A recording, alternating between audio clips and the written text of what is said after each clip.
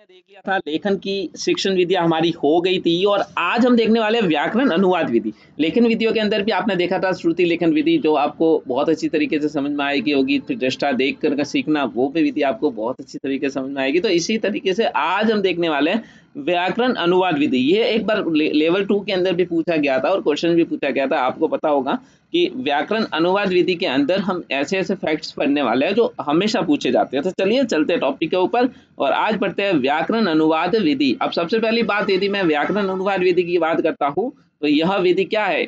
यह विधि सबसे पहले ध्यान रखना आपको कि यह विधि जो है, यह विधि द्वितीय भाषा के लिए यूज की जाती है। जैसे आपको पता ही होगा, द्वितीय भाषा आप लेते हो अंग्रेजी, संस्कृत, तो उसके लिए यूज की जाती है। तो इस विधि को पढ़ने से पहले आपके दिमाग के अंदर ये क्लियर हो जाना चाहिए कि यह द्वितीय भाषा के लिए यूज की जाती है। तो चलिए सबसे पहले आपको यहाँ पे क्लियर करवाता हूँ। तो यह विधि द्वितीय भाषा के व्याकरण के प्रयोग में ली जाती है। अब देखिए, व्याकरण में जब भी प्रयोग में ली जाने वाली विधि होगी तो यहाँ पे ये द्वितीय भाषा के लिए यूज की जाती है। अब कैसे द्वितीय भाषा, जैसे कोई होता है ना, हमने भी देखा, हम लोग अंग्रेजी के अंदर तो क्या करते हैं, अंग्रेजी के अंदर तो सुनते हैं, है ना, जो भी लिखवाते हैं वो सुनते हैं वगैरह, उसके बाद क्या करते हैं, उसका अनुवाद हिंदी में करते हैं, आपने देखा होगा। तो यह विधि क्या करती है कि व्याकरण में प्रयोग ली जाती है। अब कैसे, देखिए, इस विधि के दौरान अध्यापक के द्वारा द्वितीय भाषा को बच्चों की, अब देखो यहाँ पे बच्चों लिखना है, बच्चों की मातृभाषा में अनुवाद कर दिया जाता है। आपको बताऊं तो जैसे इंग्लिश लिखा उन्होंने, फिर उन्होंने क्या किया, उसकी मातृभाषा मतलब हिंदी, हिंदी में उन्होंने क्या कर दिया, अनुवाद कर दिया। तो इस तरीके से व्याकरण अनुवाद विधि का उपयोग किया जाता है। सबसे पहली बात आपको समझ में ये आई कि व्याकरण अनुवाद विधि जो है वो द्वितीय भाषा की विधि है।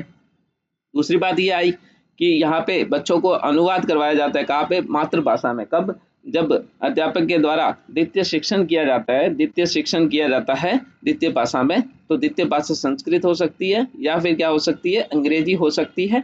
तो आप उसका फिर क्या करते हो, अनुवाद करते हो उसकी मातृभाषा में। मातृभाषा मान लो हिंदी है तो हिंदी के अंदर अनुवाद कर दिया जाता है। इसी की तरीके से अब हम बात करते हैं यहाँ पे, आगे यहाँ पे चलते हैं और आगे आपको यहाँ पे दिखाता हूँ मैं।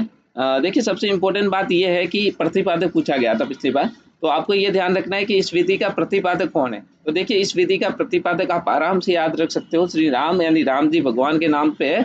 तो श्री राम कृष्ण गोपाल भंडारकर, श्री राम कृष्ण गोपाल भंडारकर। तो आपको ये समझ में आया कि ये व्याकरण विधि जो है इसे एक और नाम से जानी जाएगी, मतलब इसके प्रतिपादक कौन है, श्री राम कृष्ण गोपाल भंडारकर। तो इसे किस विधि से नामा जाएगा, भंडारकर विधि के नाम से भी जाना जाता है। तो आपको एक और समझ में आया कि व्याकरण विधि को अन्य किस नाम से जाना जाता है, तो आप लिखोगे यहाँ पे भंडारकर विधि के नाम से भी जाना जाता है। तो उम्मीद है दोस्तों यहाँ तक आपको क्लियर हो गया। तो अब हमने यहाँ पे पढ़ा कि यहाँ पे आपको दिखाया कि इस विधि का प्रतिपादक जो था वो कौन था, श्री राम कृष्ण गोपाल भंडारकर, इसीलिए इसे क्या कहा जाता है, भंडारकर विधि भी कहा जाता है। तो आपको इस व्याकरण विधि के अंदर अच्छा खासा टॉपिक क्लियर हुआ होगा। उम्मीद है आपको यहाँ तक समझ में आ गया होगा। अब आगे चलते हैं, इसके कुछ चरण दिए हुए हैं।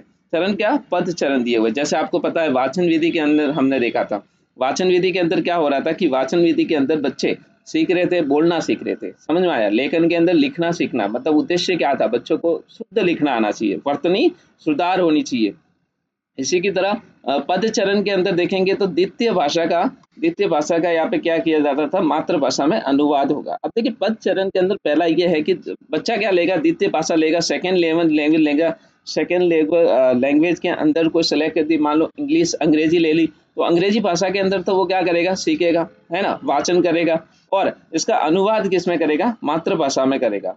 तो यहाँ पे आपको पहला पॉइंट है इसका पद चरण ये समझ में आया कि द्वितीय भाषा का मातृभाषा में क्या होगा, अनुवाद होगा। फिर बात करते हैं मातृभाषा की द्वितीय भाषा में अनुवाद होगा। अब मान लो यहाँ पे मातृभाषा के अंदर क्या कर रहा है, सीख रहा है, और अनुवाद किस में किया जा रहा है, इंग्लिश में किया जा रहा है। कहते हैं ना, हिंदी में कहानी लिखो और उसका आपको सेंटेंस दिया जाता है कि राम खाना खाता है, उसको इंग्लिश बनाइए। तो ये आप क्या कर रहे हो, मातृभाषा को द्वितीय भाषा में अनुवाद कर दो। तो ऐसे भी सेंटेंस हमने बहुत बनाए, टेंस के अंदर भी बनाए। तो ये जो लैंग्वेज आप यूज करते जा रहे थे वो व्याकरण अनुवाद विधि यूज करते जा रहे थे, और इसे दूसरे नाम से भंडारकर विधि के नाम से भी जानते थे। तो उम्मीद है दोस्तों दोनों ही पद चरण आपको समझ में आए। पहला पद चरण ये कह रहा था कि पहले तो द्वितीय भाषा का क्या करेगा, मातृभाषा में अनुवाद करेगा, फिर मातृभाषा का द्वितीय भाषा में अनुवाद करेगा। तो ये दोनों ही सेंटेंस जो थे इस तरीके से क्लियर करवाए मैंने आपको।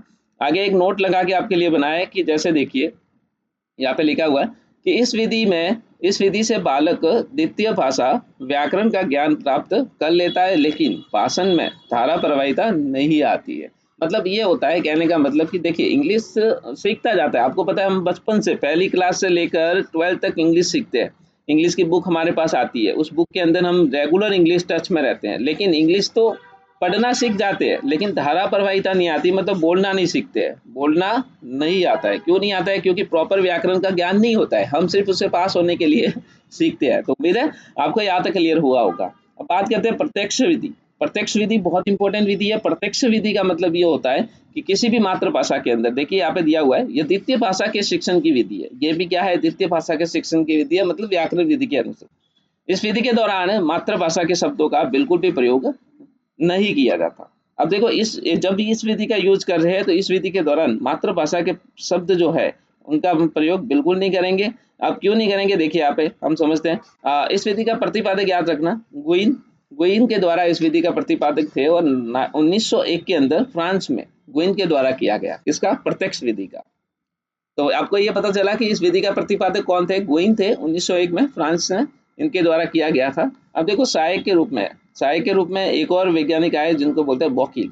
वोकिल जो थे इनके सहायक विधि के रूप में इनके साथ थे, और भारत में इस विधि का प्रयोग निम्न विद्वानों के द्वारा भी किया गया। ये भी आपको थोड़ा सा ध्यान रखना है। जैसे एक था टीचिंग, फ्रेजर और यश। टीचिंग, फ्रेजर और यश। टीचिंग, फ्रेजर और यश। अब देखिए टीचिंग जो था वो बंगाल से आते हैं, फ्रेजर था वो मुंबई से आते हैं, और यश से वो मद्रास से आते हैं। तो सबसे पहले आपने देखा कि प्रत्यक्ष विधि के प्रतिपादक 1901 में फ्रांस गुइन के द्वारा, सहायक में वकील थे, और इस तरीके से भारत में इस विधि का निम्न विद्वानों द्वारा क्या किया गया? प्रयोग किया गया। तो जिसमें पहला आता है टीचिंग जो बंगाल से आते हैं, दूसरा आता है फ्रेजर जो मुंबई से आते हैं, और तीसरा आता है यश जो मद्रास से आते हैं। तो मेरे दोस्तों यहाँ तक आपको क्लियर हुआ होगा पूरा टॉपिक। अब बात करते हैं कुछ नोट के अंदर, हमने नोट बना रखा है। इस विधि से बालक में धारा प्रवाहिता का विकास होता है। अब देखिए प्रत्यक्ष विधि के अंदर क्या होता है कि बालक व्याकरण का यूज नहीं करता है लेकिन भाषा बोलना सीखता है। अब आपको बोला था ना कि इसमें व्याकरण का यूज नहीं करना है, मतलब बालक क्या करता है? बोलना सीखता है। बोलना सीखता है मतलब सीधा उसके ऊपर प्रभाव पड़ता है, और इस विधि से क्या होती है कि धारा प्रवाहिता का भी विकास होता है, बोलना भी सीखता रहता है। ठीक है। अब लेकिन व्याकरणिक ज्ञान की प्राप्ति नहीं होती है, लेकिन व्याकरण से इतना अटैच नहीं होता है, इतना ज्ञान प्राप्त नहीं होता है, लेकिन बोलना जरूर सीख जाता है, और इससे धारा प्रवाहिता भी आ जाती है। लेकिन व्याकरण अनुकरण विधि के अंदर धारा प्रवाहिता नहीं आती है। क्यों? क्योंकि वह नकल करता है। अब बात करते हैं द्विभाषी विधि। अब बात करते हैं द्विभाषी विधि। अब बात करते हैं द्विभाषी विधि। अब देखिए द्विभाषी का मतलब भी आपको समझ में आ रहा है, द्विभाषी यानी दो भाषाओं के अंदर बात कर रहे हैं। देखिए इस विधि के अंतर्गत द्वितीय भाषा का अनुवाद तो बच्चों की मातृभाषा में कर दिया जाता है, तथा शेष गृह कार्य द्वितीय भाषा में किया जाता है। अब देखिए क्या होता है कि आपको एक कहानी दे दी, अब इंग्लिश में कहानी पढ़ रहे हैं आप, मान लो कोई पार्ट पढ़ रहे हैं इंग्लिश के अंदर द्वितीय भाषा का, और हम उसका अनुवाद क्या कर रहे हैं? हिंदी के अंदर करते जा रहे हैं, और शेष जो भी रह जाता है, बच्चों ये पैराग्राफ आप आगे कर लोगे आप, तो बच्चे कहे हाँ सर ये तो हो जाएगा मेरे से, तो वो उनको क्या दिया जाता है? गृह कार्य के रूप में दिया जाता है। तो इस तरीके से क्या होता है कि द्विभाषी विधि का यूज किया जाता है। तो द्विभाषी विधि का यूज के अंतर्गत भारतीय परिस्थितियों में इस विधि का प्रयोग किया जाता है, मतलब आज भी भारतीय परिस्थितियों में इसका प्रयोग किया जा रहा है द्विभाषी विधि का। हमने भी देखा, हम भी पढ़ के आए हैं, हमने भी काफ़ी देखा कि इंग्लिश के अंदर काफ़ी ऐसे टॉपिक मिलते थे जिनका हम अनुवाद हिंदी के अंदर किया करते थे कि आसानी से समझ में आ सके। तो इस तरीके से द्विभाषी विधि का काफ़ी प्रचलित प्रयोग किया जा रहा है। तो ये आपको उम्मीद है यहाँ तक पूरा टॉपिक क्लियर हुआ होगा। तो thank you so much for watching guys.